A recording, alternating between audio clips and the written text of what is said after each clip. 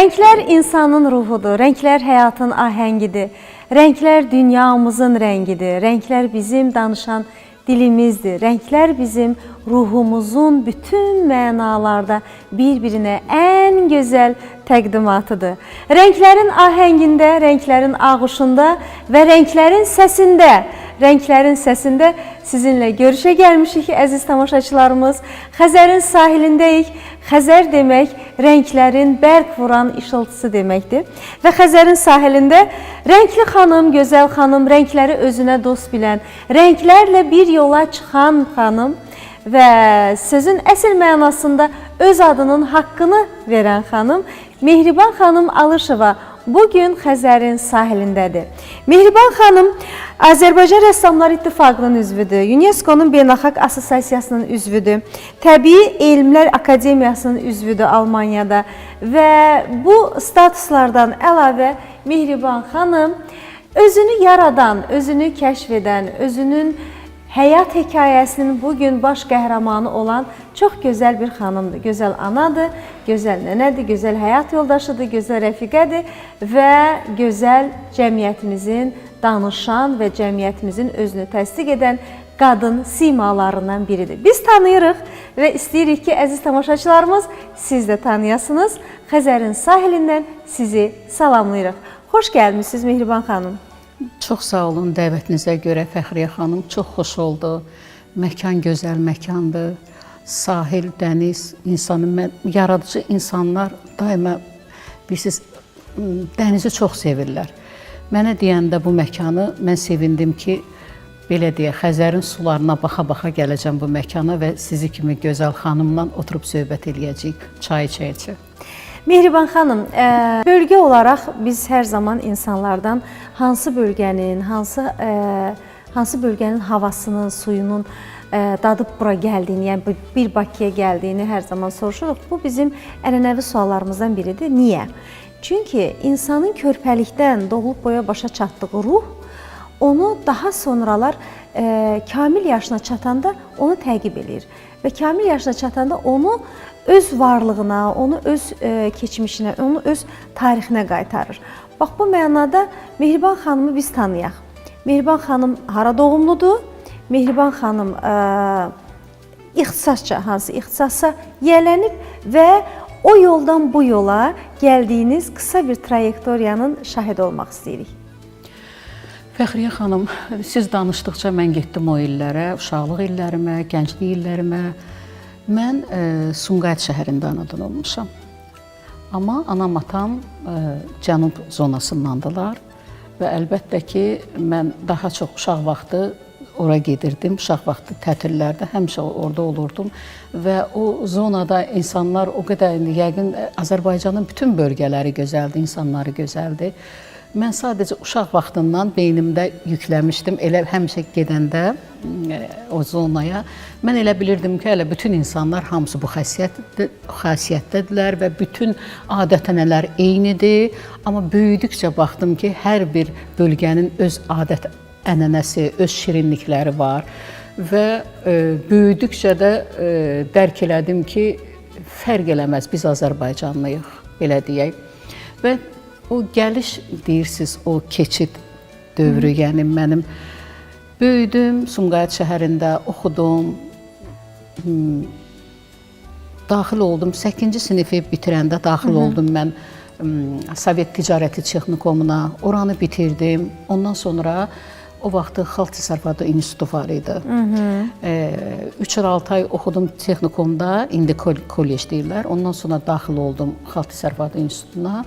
Və 90-cı illər belə başlayırdı. Onda bilirsiniz də vəziyyət biraz belə gərginləşdi. Mən ailə qurmuşdum. Ailə qurduğum insan da öz tələbə yoldaşım idi. O da mı sizin bölgədən idi? Yox, o Qarabağdan idi. Demək olar ki, Qubadlıdan idi onlar. O da bizlə Sumqayıtda, o da Sumqayıt uşağı idi. Orada anadan olmuşdu, böyümüşdü. Və biz tanış olduq, belə ailə qurduq. O vaxtlarda gediş-gəliş çox çətin idi, dövr çox çətin dövr idi. Qadın xeylağa getmək, gəlmək. Mən də institutda axşam oxuyurdum və mən keçdim Qiyabiyə. Keçdim Qiyabiyə, 3-cü kursda keçdim Qiyabiyə və davam elədim. 3 dənə övlad gəldi dalbadal, 4 il ərzində 3 övlad, təsəvvür edirsiniz. 4 il ərzində hərdən otururam, fikirləşirəm ki, yəni bu güc mənə hardan gəlib, necə ola bilər? Yəni bu insan bir uşaqla bu əziyyəti çəkir, necə ola bilər təzədən. Sonra öz-özümə deyirəm ki, bu yəqin sevgidəndir. Bu insana, həyat yoldaşını sevən qadın həmişə istəyir ondan həyata övladlar gətirə. Bu doğrudan belədir. Çünki hər dəfə insan baxırsan, deyirsən ki, niyə də olmasın, niyə də bizim övladlarımız çox olmasın. Və dalbadal 3 övlad və ancaq başım qarışdı bu övladlara. Yəni, belə deyək, ixtisasım üzrə işləməyə getmədim. Yəni, baş qarışdı uşaqları böyütmək, onların məktəbləri başladı. İxtisasınızın rəssamlıqla əlaqəsi var idi mi? Yox, ixtisasım ekonomistəm mən. O vaxtı Plan Narxoz fakültəsi var idi, orada oxuyurdum. Mən ekonomistəm. Sadəcə ixtisasım üzrə heç, bilirsiniz necədir, biraz o dövrlər biraz çətin dövrlər oldu. Sonradan gözəl dövranımız başladı. 93-dən, 92-dən, 93-dən bəri bizim Ulu Öndər Heydər Əliyev hakimiyyətə gələndən sonra gözəl dövrlər başladı. Onda qayıda bilərdim. Yəni qayıtmaq yox. Yəni onda ixtisasım üzrə işləyə bilərdim. Sadəcə uşaqlar, övladlar imkan vermirdilər. Çünki dalbadal olan uşaqlar bir-birinin ardınca və onların məktəbləri var. Onları məktəbə aparmaq, gətirmək, onları dərs oxutmaq. Yəni biraz evdə alınmırdı da. İndiki zamana gözəldir. Amma o vaxtlar biraz başqa cür idi. Evdə heç bir işçi olmazdı, heç bir dayı olmazdı. Yəni bunları bütün özümüz edirdik deyənə. Biraz o vaxtda mənim yadıma düşür ki, valideynlər çox da bilmirəm, bəlkə bizdə elə idi, bəlkə biz çox ailədə, çox uşaqlı ailədə mən böyümüşəm, 8 uşaq olmuşuq biz. Yəni mənim anamın heç vaxtı var idi ki, mənə kömək eləsin. Çünki o biri bacılarımın da, qardaşımın balaları var idi. Mənim yazıq anam kimə baxsın?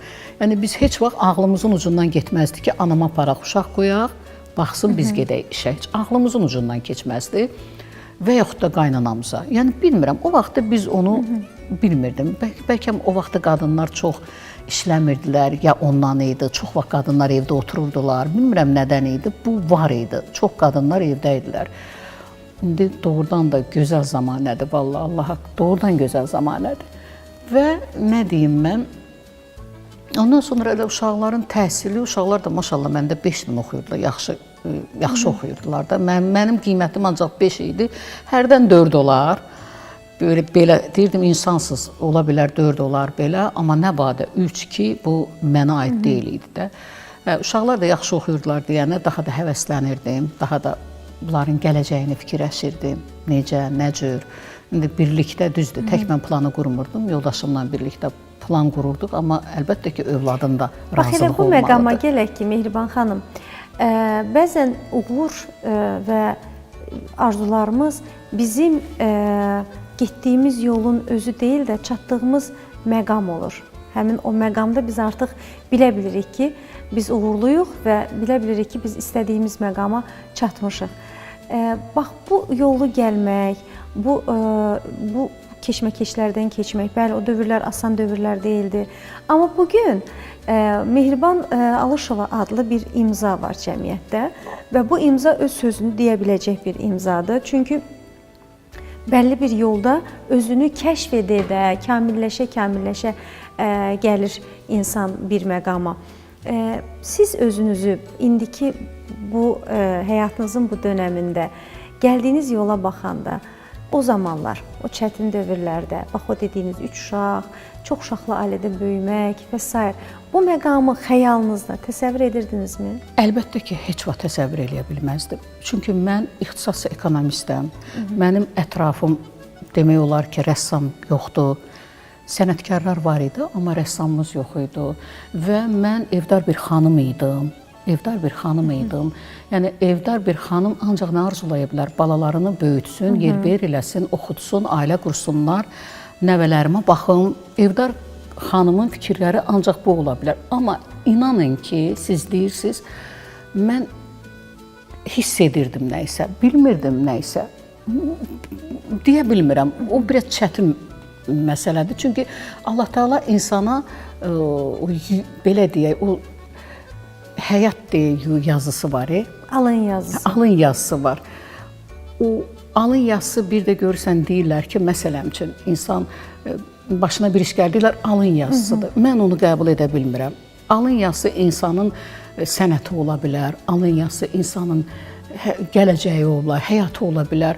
Amma getdi başına bir iş gəlsə, bu insanın özünün günahıdır. Allah Taala demir ki, çox üzr istəyirəm, sən get çoxlu iç, get otur maşına, get başına bir iş gəlsin. Allah sənə içkini tökmür ki, bəlkə səhv deyirəm. Bunu mən əlbəttə bu mənim subyektiv fikrimdir. O alın yazısını mən qəbul eləyə bilmirəm insanların başına nəsə bir iş gələndə. Adi bir də görürsüz körpə uşağın başına nələr gəlir. Onu Allah o körpəni incitməz axı. Bu insanların səhvidir, insanlar. Amma alın yazısı bəli, insanın həyatına Allah yazır. Allah mənə bilirsiniz nəyə görə mən şübhələnirdim. Məndə qəribə bir his var idi. Mən hədsiz rəssamlığa meyilli idim. Əsərlər görəndə xoşlayırdım. Mən Sumqayıtdan gəlirdim Bakıya. Burada Targovada o vaxtı rəssamların əsərləri həmişə var idi. Satırdılar orada. Yadıma düşür ki, mən hər gün gəlirdim, oradan keçirdim, baxırdım da belə əsərlər məni özünə çəkirdi. Baxırdım. Olub ki, iki dəfə də belə almışam oradan, əsər almışam rəssamlardan. Və məsələn, şəhər Azərbaycandan kənara çıxanda, Fəxri xanım, mən bəlkə də kimlərsə ancaq dükan gəzərlər, ondan zövq alarlar. Mən yox, mən ancaq sərgilər, muzeylər, yəni mən özümü nəysə incəsənətdə görürdüm. Bilmirəm niyə. İnsanım da Allahın bir insana verdiyi bir hissdir ki, mən bilirəm gələcəyimi axı mən hiss etməliyəm axı mən. Yəni toxum səpilir insanın qəlbinə və insan o toxumunu, insan o toxumun cücərtisini gözləyir sanki. Bəli, bəli. Və bilir ki, o günlərin bir günündə o toxumun cücərtisinin bəhrəsini görəcək və beynində onun üçün o ilğım bir yola çevrilir. 52 yaşdan sonra uğur qazanmaq. Əziz xanımlarımız, Mehriban xanım bugün motivator qismində bizimlədir və siz özünüz də nə zamansa gələcəkdə, bax bugün bəlkə də içərinizdə bir düşüncələriniz var, bəlkə də fikirləşirsiniz ki, artıq sizin üçün nəsə gecdir, amma əmin olun ki, gec deyil. Bu artıq mənim tanıdığım məşhurların içərisində 3-cü, 4-cü xanımdır ki, 50 yaşdan sonra yenidən özünü kəşf edib və yenidən doğulub. Yenidən doğulmaq imkanı. Bunun adı budur, Mehriban xanım. Bu doğrudan da belə. Yenidən doğulub. Və rəssamlıqla həyatın arasındakı tandem o qədər bir-birinə bağlı tandemdir ki, və bu tandem insanı tamamlayanda insan uğur qazana bilir. Bax, siz deyirsiniz ki, yaradıcılığa mənim, incəsənətə mənim marağım var idi. Mehriban xanım, insan səmimi olmayınca heç bir incəsənət nümunəsi uğur qazana bilməz. Sizin danışığınızda, sizin rəftarınızda, sizin tərzinizdə səmimiyyət var və qarşı tərəfə sevgi ötürmək missiyası var, bilirsiniz? Bax, bunu insan hiss edir, bu rənglərdə də öz təsirini göstərir. Bax, bu nöqteyi nəzərindən, və istərdim, bax, bu məqamda bizi izləyən, bizi dinləyən xanımlarımıza da həm bizim bu görüşümüz bir mesaj olsun ki, əziz xanımlar, heç bir zaman, heç bəylərimizə də bunu aid etmək olar. Çünki bir həyat insan üçündür və insan özünü hər zaman yarada bilir. İnsanın özünün özü ilə mübarizəsi. Ramiz Rövşən deyir, dünya ilə dalaşmaq asanmış demək, çətini dünya ilə barışmaq imiş. İnsan nə zaman öz-özünü tanıyır və öz-özündən barışıb bir yola çıxır. Bu, insanın yaşındanmı, mövqeyindənmi, sosial statusundanmı və yaxud mühitindanmı asılıdır sizcə? Fəxri xanım, mən deyərdim ki, insan kamilləşir hardasa 40 yaşından, 45 yaşından sonra. Mən demirəm o cavan uşaqlar, yox, əstəğfurullah. Yəni, həyat görmüş insan başqadır. İnsan səhvləri ilə böyüyür. insan səhvləri ilə öyrənir. Bir də vurğulayım, bütün peyğəmbərlərə peyğəmbərliyi 40 yaşından sonra veriblər. Verərdi də 25 yaşda cavan insana verərdi. Niyə? Allah bilir ki, peyğəmbərliyi 40 yaşından sonra verilib. 40-45 yaşında və belənçi. Mən ona görə deyirəm ki, yaşın ümumiyyətlə ruhun təqvimi yoxdur da. Yaşda ruh insanın bədənində belə deyək, həmişə cavandır. Mənim üçün ruh 30-40 yaş arasıdır. İndiki halımızda. Bəli, indiki halımda mənə elə gəlir bütün insanlarda belədir. Hətta cavan uşaqlarda da görürsünüz, onlar elə hərəkət edirlər ki, özlərini böyük göstərirlər. Elə bir də görürsünüz 15 yaşlı uşaq elə bir qıraqdan biz gülünc gəlir. Baxırıq ki, bunu hərəkət deyilir. 15 yaşı var, bunun hərəkət. Amma onun daxili axı o yaşdadır. Ruh eyni yaşdadır. Ona görə bir də görürsünüz bir yaşlı xanım görürsən ya kişi. Tutaq ki, məsələn, qırmızı pencək geyinib, sarı nəysə bir gül qoyub, nəysə belə deyirlər ki, yaşına başına bax, bunun geyiminə bax. Siz onun içinin ruhuna baxın. Gör necə xoşbəxt adamdır. O içindəki yaşını büruzə verib üzə. O insanlara heç vaxt gülməyin. Əksinə dönüb özümüzə gülək ki, mən qara geymişəm, o isə sarı geyinib. Bəli. Gör onun içi nə qədər gözəldir. Mehriban xanım, insanın içi o zaman sərbəst və o zaman ruhu qanad açıb uçur ki, o öz yerində, rusların belə bir sözü var, saya tarelki, yəni öz boşqabında özünü hiss etsin. Bax, bu nöqteyi nəzərindən bu da vacib amillərdən biridir ki, ətraf mühit onu yetişdirsin. Və bizə işarə edirlər ki, reklamların zamanıdır. Biz də bax, özümüzü, öz gözəl mühitimizdə hiss etmək üçün bizim tərəfdaşımız var. Bu çaydan içməyi sizə məsləhət görürük, tövsiyə edirik. Və bu çay bizim çox dəyərli Hacı Seylon çaylarıdır.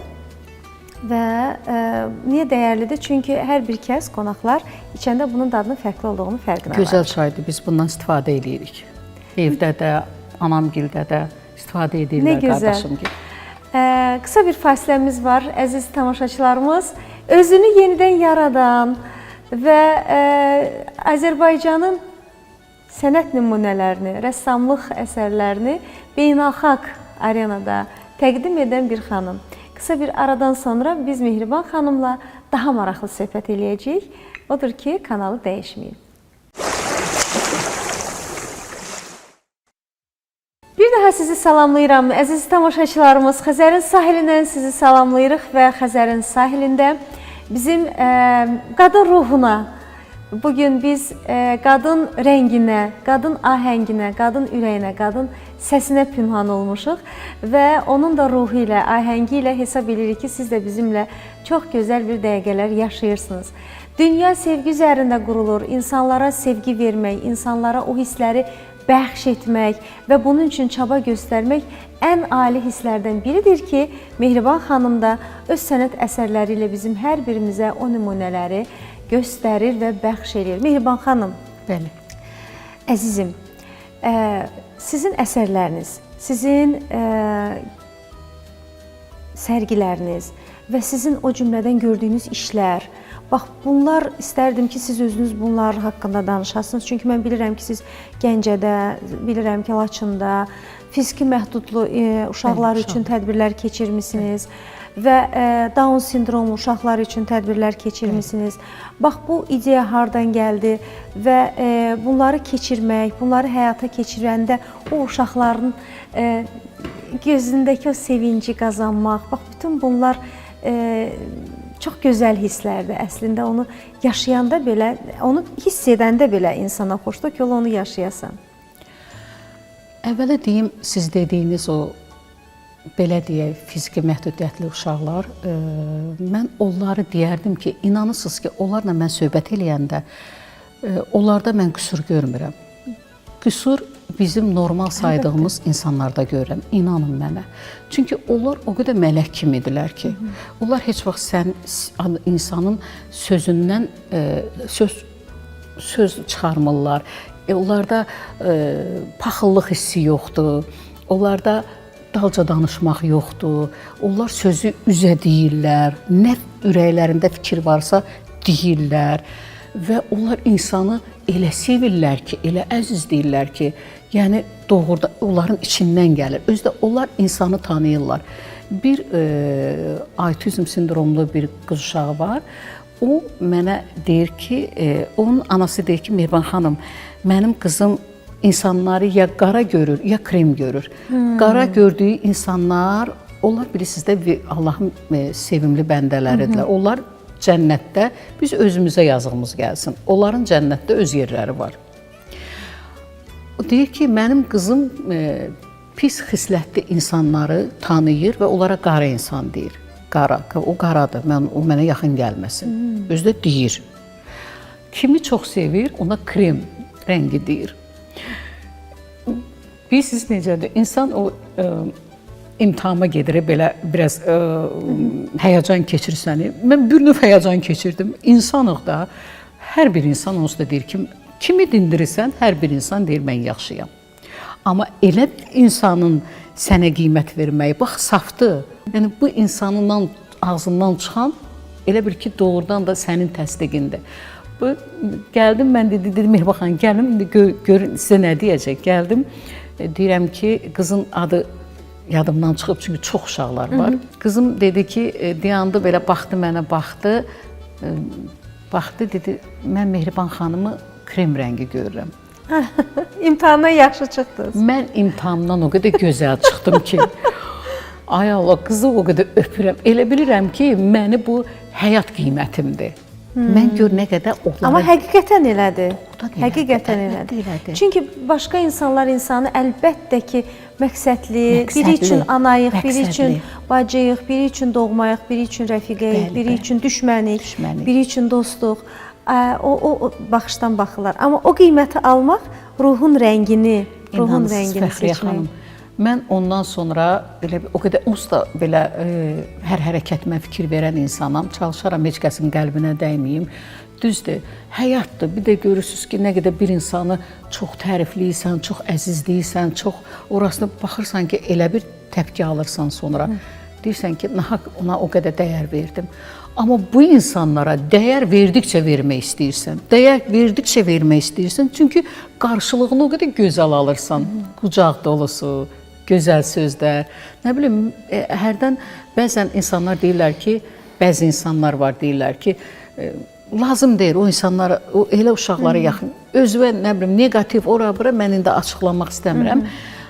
Mən onlara yazığım gəlir elə deyəndə. Baxıram, deyirəm ki, ürəyimdə deyirəm, amma deyə bilmirəm o insanların, qəlbini də qıra bilmərəm, güya məni istəyirlər deyirlər. Amma mən baxıram, ürəyim ağrıyır ki, bunlar gör həyatda o cür xoşbəxtçiliyi itirirlər. Mehriban xanım, bax elə məqamı gəldi, bu sualı sizə ünvanlayım. Uğura qədər və uğurdan sonraki həyat, uğura qədər və uğurdan sonraki Mehriban. Uğura qədər və uğurdan sonraki Mehribanın ətrafı. Bəli, aha. Və o hisslər, o həsəd dolu baxışlar və yaxud da ki, səmimi sevgi, bax, bütün bunları ayırd eləyə bilirsinizmi və ya o insanlar gözünüzdə nə qədər dəyişdi? Fəxriyə xanım, mən ümumiyyətlə insanlara inananam, xəsiyyətimdir, tanıyıram. Qarşımdakı Allah Taala elə bir mənə hiss verib ki, qarşımdakı insanı oxuyuram. Amma yenə də ona qarşılıq verirəm. Elə olur ki, baxıram ki, tutaq ki, məsələm üçün deyir, uğuru kiməsə de, əgər insanı tanımaq istəyirsənsə, uğurundan bir kəlmə de, o insan dönüb sənin uğurunla sevinməyib, öz diktəsini etsə, məndə də, bu məndə də, o insandan ehtiyatlı ol. Bəli. O insandan uzaqlaş, sakitcə sadəcə uzaqlaş. Çünki o səni sevmir, o səni istəmir. Çünki əgər sən ona uğuru dedinsə, o sənə qoşulub, o uğuru səndən bölüşmədisə və özü öz uğurunu içində bastırdısa, deməli o insan adam kimi adamdır. Yox, əgər onu etmədisə, öz mən, deməli o paxıl adamdır. Mehriban xanım, bax elə ətrafda hər kəsin elə paxıl və qeyri-paxıl insanlar var. Bax onun o paxıllığını hiss edirsiniz və görürsünüz. amma ona qarşı tədbir görə bilmirsiniz. Çünki o sizin həyatınızdan ayrılmaz bir parçadır. Elə olduğu halda necə ondan qorunursunuz? Mən deyərdim ki, elə insanları əksinə gərək o qədər ehtiyatlı olasınız ki. Çünki məhz səni incidən o tərəfdən gələr, o tərəf səni incidər, həmin insan incidər. Ona görə elə etməlisən ki, sakitcə çəkilməlisən. Heç o insanın qəlbinə də bu insan budur, bu dəyişə bilməz. Bunun xisləti budur, içi budur, bunun ruhu budur. Özünə hörmət qoy, baxırsan ki, sən gücün çatmır da, onunla döyüşə bilmirsən, ona heç də deyə bilmirsən. Desən, özün dərdə düşəcəksən, özün gecə-gündüz yata bilməyəcəksiniz. Niyə ona dedim, niyə onun qəlbini qırdım, niyə onun xətrinə dəydim? Yox, siz onun qəlbini qıra bilməzsiniz. O qırsanız, o sizin qəlbinizi elə möhkəm qıracaq ki, siz niyə ona dedim, yox, o mənə nə dedinin çabasını yaşayacaqsınız. Yəni, əmin olun ki, o cavabı siz o qədər mükəmməl, dırnaq arası deyirəm, o qədər mükəmməl alacaqsınız ki, nəticədə əziyyət çəkən tərəf siz olacaqsınız. Çünki o insanlar adətən, bax, elə reflektor sıçrayışlı insanlar olur. Amma sizə deyim, azdır o insanlar. Kimsə deyə bilər, çoxdur, azdır. Mən çox fikir verirəm. Hərdən deyirlər ki, insanlar belə xeyr, gözəl insanlar çoxdur ətrafımızda, yaxşı insan. Yetər ki, siz onlara o qarşılığı verin, ondan onu alın. Yox, ala bilmirsinizsə, görürsünüz ki, bax, o bayaq dediyim kimi üstünüzə gəlir. O sakitcə çəkilin qırağa, çünki bunun ruhu budur. Bu dəyişə bilməz, onu heç cür biz dəyişə bilmərik. İnsan doğulanda Allah Taala ona ruhun verir. Sadəcə hər dəfə Quran da bizə yazır ki, çirkləndirməyin ruhunuzu. Yəni, qoruyun da ruhunuzu. Çünki bizim ruh hələ də yaşayacaq. Gözəl dünya yenə Allah Quranda yazıb ki, başqa bir dünya yaradacaq. Ruhumuzu qoruyaq ki, o biri dünyada da gözəl yaşayaq da. Mehriban xanım, sizin bu çağırışlarınıza əlbəttə ki, qoşuluruq və əlbəttə ki, Allah insanı sevgi qismində yaradır. Amin. Və o insanlar bizim həyatımıza təsadüfi gəlmir. Doğru. İnsanlar bizə həm mükafat gəlir, həm dərs gəlir. Doğru, razı Bəzilərini biz həyatımıza daxil edirik, mükafat kimi bir ömür boyu bizdən olur. Bəziləri isə dərsimizi verir və biz ondan dərsimizi alırıq. Ondan sonra o insan öz həyatımızdan çıxır. Çünki misionerdir. İnsanlar Allahın danışan dilidir. Bəli, razıyam sizlə. Və sizi sevənlərdən və sizin ətrafınızda olanlardan, dostlarımızdan, ümumi dostlarımızdan bir nəfər sizə sual veribdir. Burada sual verən tərəf biz olmuruq. Və bu bir nəfərin sualına ümid edirəm ki, siz çox orijinal bir cavab verəcəksiniz. Çalışaram. Sizə sürpriz yaşadırıq bugün biz. Xəzərin sahilindən verilişin tamaşaçılarını salamlayıram. Bildiyim qədər bugün qonağımız dəyərli rəssam Mehriban xanım Alışıqlıdır. Biz Mehriban xanımdan o qədər də böyük bir müddət deyil ki, tanışıq. Amma bu xanımın insanlığına, bu xanımın peşəkarlığına heyranım. Mən bu xanımın möcüzə xanımı adlandırıram. Mehriban xanım, sizə Allahdan can sağlığı arzulayıram və sizə sualım belədir. Bir rəssam xanım kimi Mehriban Alışıqlı özünü hansı rənglərlə xarakterizə edir? Mehriban xanım, ruhunuzun rəngi nə rəngdədir? Əslində bunun cavabı verildi, amma yenə də... Mən Nail müəllimə təşəkkür eləyirəm. Çox istəyirəm onun xətrini. Mənə əziz insandır, dostumdur. Çox gözəl də insandır. Çox həzin, belə ruhlu bir insandır. Mən belə deyərdim, mənim ruhum, mənim rəngimi, mən İP Akademiyada art terapiyanı oxumuşam. Mən bütün rəngləri tanıyıram. İnsanlara baxan kimi rənglərimi bilirəm. Mənə orada onlar müəllimlərim hamısı, mən dedim, axı mən özümə rəng deyə bilmərəm. Mən özümü görürəm. Amma qıraqdan insan rəngin deməlidir. Onlar mənə mavi rəng dedilər. Mavi rəng dəniz rəngidir, mavi rəng sakitçilikdir, mavi rəng axındır, mavi rəng havadır, mülayimlikdir. Yəni, mavi rəngli insanlarda səbir çox olur. Səbirli çox olur, çox içlərinə salırlar. Amma hər dəfə də o xəssiyyətlərinə görə su ilə yuyub aparırlar. Yəni kinləri yoxdur. Onlar doğrudan da mən baxdım ki, onlar deyəndə mən bildim ki, hə, mənim iç dünyam odur axı, mənim içimə heç vaxt kinim yoxdur. Dünən olan bir şey, mən yaddan çıxarıb, yada sala bilmirəm. Çünki yoxdur, kinim yoxdur. Çünki özümə hörmət eləyirəm. O kini içimə saldıqca özüm içimi kirlətmək istəmirəm. Belə bir misal var, deyir ki, bir insan bir insana deyir ki, o dağı görürsən, deyir, sənin qulağından tutaram bu dəqiqə, o dağ boyu fırlayaram. O da cavabında deyir ki, fırlayırsan fırla, sən də mənlə bir yerdə fırlanacaqsan onsuz da. Yəni bir insana hansısa nəsə negativ bir şey edəndə birinci insan özü o ağırlığı çəkir, sonra qarşı tərəfə verir. İnsan özünü qorumalıdır hər şeydə. Mehriban xanım, artıq yenə reklamlarımızın zamanıdır və çaydan dadmağı sizə rica eləyirik və bu çayımız bizim tərəfdaşımızdır. Tayqa Store Marketlər şəbəkəsi ilə biz əməkdaşlıq edirik. Onların çay nümunəsini biz tamaşaçılarımıza tövsiyə edirik və bu çay Hacı Selon çaylarıdır. Əziz tamaşaçılarımız, siz də gedin, qəşəng çay dəmləyin və qısa aradan sonra yenə bizimlə olun, kanalı dəyişməyin, çünki çox maraqlı məqamlarımız var və davam edəcək.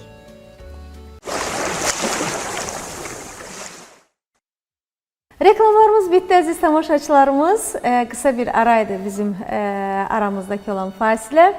Amma və lakin biz yenə də Xəzərin sahilindən sizi salamlayırıq və Xəzərin sahilində çox dəyərli bir xanım bizim qonağımızdır. Xanımların uğurunu görəndə, xanımları gözəl mövqedə görəndə insanın gözü könlü açılır. Çünki Tanrıdan sonra xanımlar yaradıcıdır və bu yaradıcı mühitə, bu yaradıcı ruha geniş areal veriləndə əlbəttə ki, o xanım daha gözəl bir şeyləri yarada bilir. Mehriban xanım Alışevadır, rəssam.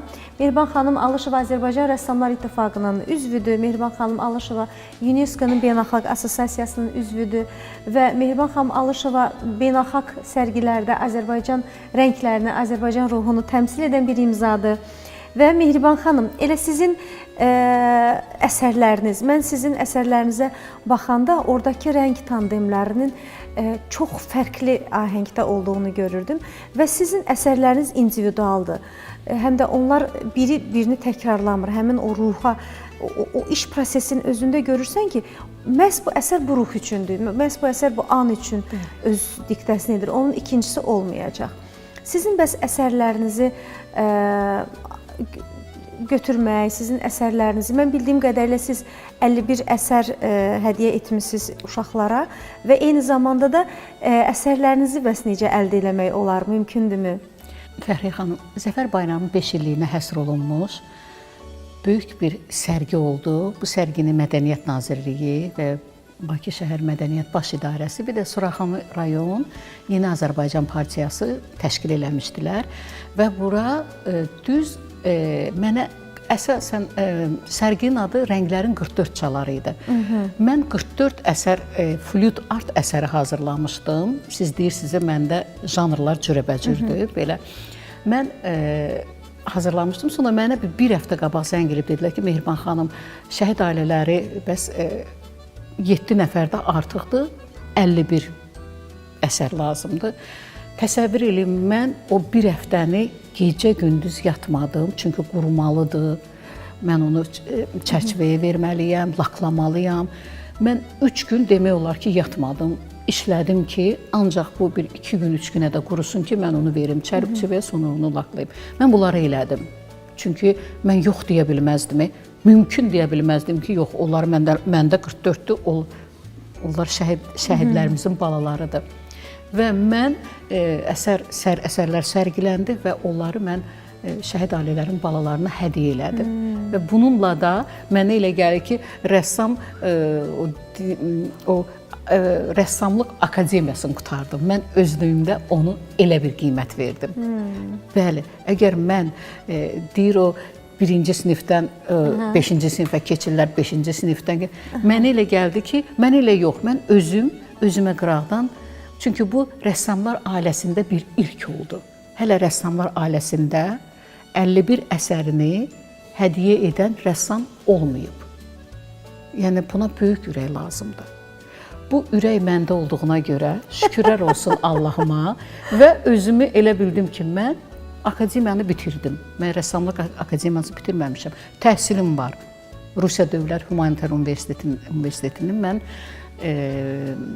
İncəsənət Tarixi Fakültəsinin bədii tərtibat və muzey texnologiyaları ixtisasına yiyələnmişəm. İkinci təhsil kimi yiyələnmişəm. Və ondan sonra art terapiyanı oxumuşam. Yəni mən daim oxuyuram. Yəni dayanmıram. Belə əsərlər işləsəm də yenə mütləq məşğul oluram da. Öyrənməliyəm, bilməliyəm bunların sirrini. Və mən öz-özümə dedim ki, hələ fikirləşirdim mən akademiyaya qəbul olum. Sonra fikirləşdim, bu yaşda bəs mən nə vaxt bunları, əsərləri mən nə vaxt çəkəcəm, nə vaxt qutaracam, vaxtım yoxdur. Və ona görə mən özümə bu əsərləri 51 şəhid ailəsinə hədiyyə verəndən sonra mən öz-özümə dedim, mən akademiyanı bitirdim. Bu. Və sizin ilk alıcınız bəs kim olubdu? Fəxriyə xanım o qədər gözəl bir vurğuladınız ki, gözəl bir simə toxundunuz. Niyə? Mən əsərlərimi satmırdım. Mən baxma, dedim bu yaşdan sonra belə əziyyət çəkirəm, ora-bura. Əsərlərimi ilk vaxtlar ancaq balalarıma hədiyyə verirdim. Balalarıma, bütün balalarımın evində hamısında mənim əsərlərim var.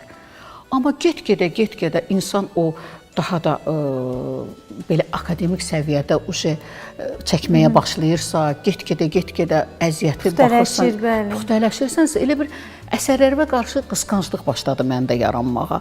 Dedim, yox, mən heç kəsə nə verməyəcəm, nə satmayacam. Yazırlar, istəyirlər, deyirəm, yox, vermirəm. Elə bir ki, mənə Allah Taala'dan bir mesaj gəldi ki, siz əsərlərinizi satmağa başla, bəsdir. Çünki insanlar gözəllik görüb sevinməli. Bu gözəllikləri yaradırsansa, düzdür, yaladan Allahdır, biz kətan üzərində yaradırıq. Və mən Bahar adlı bizim Türk Dünyası Rəssamlar Qalereyasında Bahar adlı sərgi keçirildi. Bütün Türk Dünyası rəssamları toplanmışdı orada. Onu bizim gözəl rəssamımız, böyük dahi rəssamımız Sakit Məmmədov təşkil eləmişdi və mənim də 2 əsərim orada asılmışdı. 2 əsərim. Və təsəvvür edin, sərgi bitdi, hamı çəkilib gedib evinə və axşam bizim mələklərimiz Leyla xanım Əliyeva ilə Arzu xanım Əliyevalar gəliblər və orada mənim əsərimi bəyəniblər, almaq istədilər və mənə müəllimim zəng vurdu, Nizar müəllim və Nizar müəllimin də əsərini alıblar. 2 nəfərin orada əsərini seçiblər. Nizar müəllim zəng vurdu ki, bəs Mehriban xanım, sizin əsərləri almaq istəyirlər, bəs qiymətin. Dedim, siz nə danışırsınız, mən necə qiymət deyim, mən heç əsərimi heç kəsə satmıram, öz də mələklərimizə, mən necə qiymət deyim? Dedi ki, yox da, deyiblər ki, biz rəssamlara daim biz kömək eləyirik, onların yanındayıq. Dedim, yox, mən deyə bilmərəm. Bu mümkün olmadı. 2 gün, 3 gün o əsər qaldı orada. Axırda məni çağırdılar. Pulumu qəşəng verdilər paketin içində. O paket indi də mənim evimdə qalır orada. O qədər mənim ehtiyacım olur ki, o pulu götürüm xərcləməyə. Mən deyirəm, ona dəyməyin, o mənim tariximdir. Deyirlər, heç olmasa içindəkini götürək, yenə qoyarıq içinə. Deyirəm, yox, işimiz olmur, o mənim tariximdir. Ona dəyməyin. Və ondan sonra elə bir Allah Taala mənə bir mesaj göndərdi ki, bax, odur, mən özümə onu elə bildim ki, yəni Allah mənim çəkdiyim əziyyətləri gördü və gör, hardan mənə yol açdı və bundan sonra başladım istəyənə düzdür, yazırlar, ürəyim istədiyi, əgər qiymətləndirirlərsə və əsərimi verirəm, satıram, belə. Və Mehriban xanım, elə bu məqamda sizə fikir bildirən, münasibət bildirən və sual verən daha bir insan var. Məncə tam-tamına məqamıdır. Əslində biz suallar verəndə, verilişi idarə edəndə məqamını gözləyirik ki, verək. Bu dəfə gözləmə ehtiyac olmadı, məqamın özü gəldi. İlk öncə Mehriban xanım başda olmaqla hər kəsi salamlayıram. Mehriban xanım haqqında saatlarla danışmaq olar. Mehriban xanım çox gözəl insan və çox gözəl rəssamdır. İlk dərs günlərimdən mən hiss etdim ki, Mehriban xanımda çox böyük istedad var. Bilirsiniz, dünyanın 2 şey məhv eləyir. Bir, istedadlı olub çalışmamaq və bir də istedadlı olmayıb gecə-gündüz çalışmaq. Mehriban xanım istedadlı olub gecə-gündüz çalışan rəssamlardandır və ona görə də günü bugün Mehriban xanım peşəkar rəssamlar siyahısındadır. Mən Mehriban xanımı təbrik edirəm, Mehriban xanımdan bol uğurlar arzu edirəm. Mən fəxr edirəm ki, Mehriban xanım kimi tələbəm var. Əsas mən Mehriban xanıma can sağlığı arzu edirəm və Mehriban xanımda ən əsası işinə, peşəkarcasına və həvəslə yanaşması mənim çox xoşuma gəlir və arzu edirəm ki, Azərbaycan bayrağını dünyanın çox ölkələrində dalğalandıracaq. Mən Mehriban xanıma uzun ömür can sağlığı arzu edirəm. Nə yaxşı ki varsınız, mən sizi çox istəyirəm. Allah sizi qorusun. Və sonunda Mehriban xanıma bir sual vermək istəyirəm, amma tam səmimi cavab gözləyirəm. Dünyada ən sevdiyiniz rəssam və sevmədiyiniz rəssam kimdir? Hə, Mehriban xanım, çox çətin sualdır əslində bu. Nizar müəllimi buradan salamlayıram. Mənim üçün çox xoş oldu. Nizar müəllimin mənim haqqımda dediyi sözlər, insan müəllimindən gözəl sözlər eşidəndə doğrudan da ruhlanır. Sualına belə cavab verərdim. Dünyada ən gözəl, ən rəssam Allahdır. Mənim üçün Allahdır. Və ən sevmədiyim rəssam öz içini, istedadını bilib, onun dalıyca getməyən insanlardır. Yəni, əgər bunun istedadı, rəssamlığı varsa, özünü tanıyırsa və onun dalıyca getmirsə, o ən pis rəssamdır, belə deyək. Yəni, mən belə deyərdim. Mən rəssamlara, mənim üçün budur. Dünyada ən böyük rəssam Allahdır və ən pis rəssam da sənətin dalıyca getməyən rəssamdır. Rəssam Mehriban Alışova bugün bu ali kürsüdə əyləşib və deyək ki, körpə Mehribana nə deyərdi?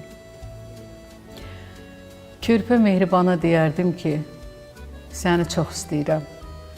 Sən hələ uşaq vaxtından hamı ilə dost olmaq istəyirdin. Uşaq vaxtından yadıma düşür ki, ailənlə çalışardın, hamı ilə yaxşı olasan. Uşaq vaxtından çalışqan idin, dərs oxuyurdun. Evdə mən çalışqan uşaq olmuşam, dərslərimi yaxşı oxumuşam. Uşaq vaxtından həyatı sevən olmuşam. Təbiəti sevirdim, həyatı sevirdim.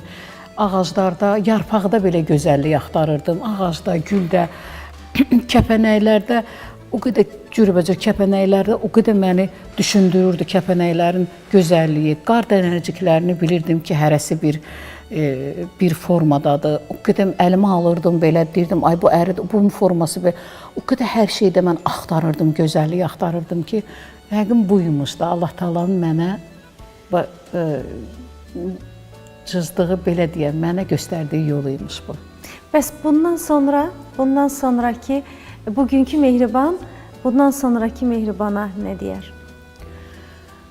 Bugünkü Mehriban bundan sonraki Mehribana deyər ki, və bu bütün qadınlara aiddir. Heç vaxt əgər özünüzdə istedad hiss edirsinizsə, çəkilməyin. Öz arzularınızın dalıyca gedin. Yorulmayın, bəsdir deməyin. İçinizdəki o gözəlliyi üzə çıxarın.